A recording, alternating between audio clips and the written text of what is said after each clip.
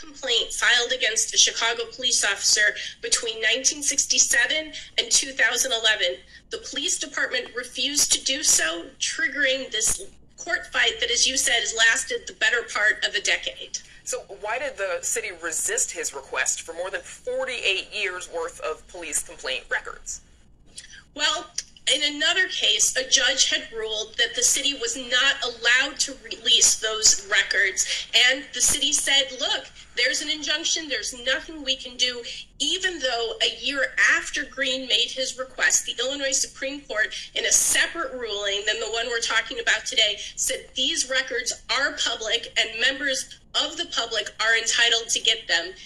That didn't make any difference to the city, and the Supreme Court upheld that decision today.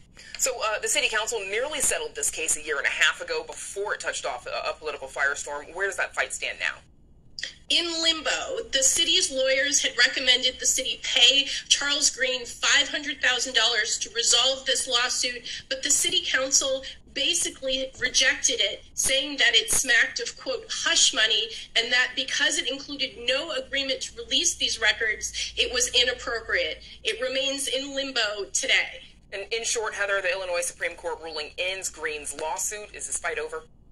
It does not. Hours after the ruling, he and his lawyer sent the city a new Freedom of Information Act request, so we're right back in the beginning where we were in 2015. Okay, I'm sure there will be more to come from that one. Heather Cherone, thanks so much. Thanks, Brandis.